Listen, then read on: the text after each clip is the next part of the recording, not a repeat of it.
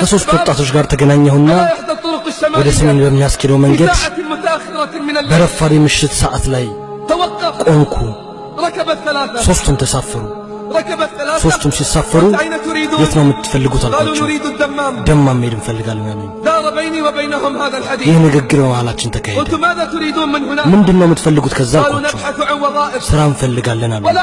ነውር የለውም። የሰው ልጅ ርዝቁን ፍለጋ ይራራል። ግን ነውር ነው። ነውር ዱንያ ታስወጣናለች። ለአላህ ትእዛዛት ግን አንወጣም። ጉዳዮቻችንን ለመፈጸም እንወጣለን። ለምግባችን፣ ለመጠጣችን የአላህ ጠሪ ይጠራናል። ሀያ አለ ሰላህ፣ ሀያ አለ ፈላህ እንሰላቻለን። የአላህን ጥሪ ምላሽ ላይ መለስ አልኳቸው።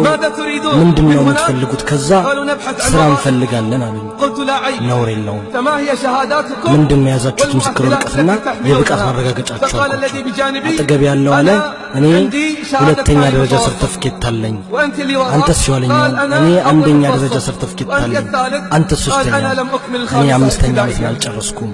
ማሻአላህ ብቃት لكن هي ليست المؤهلة. ግን ይሄ ብቃት አይደለም። هي ليست المؤهلة. ይሄ ብቃት አይደለም። الأمر لله. ትእዛዙ ለአላህ ነው። ከፊትም ከኋላ አላህ ለሰዎች ከከፈተው ረህመት ላይ ማንም ማገድ አይችልም። ካገደውም ደግሞ ማንም ለቃቂ የለውም።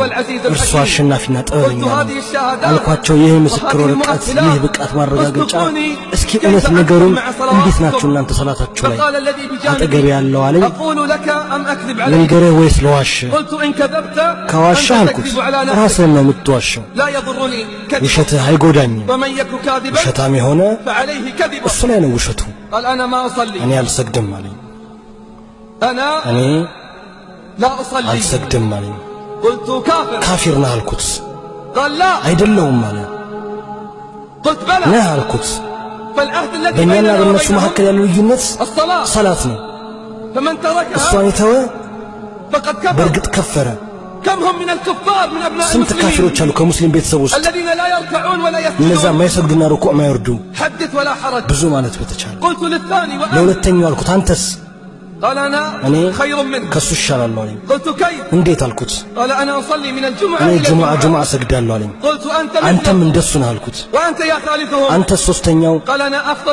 እኔ ከነሱ እሻላለሁ አለኝ። እንዴት አልኩት። እኔ በቀን ሁለቴ እሰግዳለሁ አለኝ። እኔ በቀን ሁለቴ እሰግዳለሁ አለኝ። ይሄ አዲስ ሃይማኖት ነው። ተጋሪዎች አሏቸው ዲኑ ላይ የሌለን አላህ ያልፈቀደውን ህግ ሲደነግጉ ይሄ ነው እውነታው። ይሄ ነው ተጨባጩ። ወደድክም ጠላህም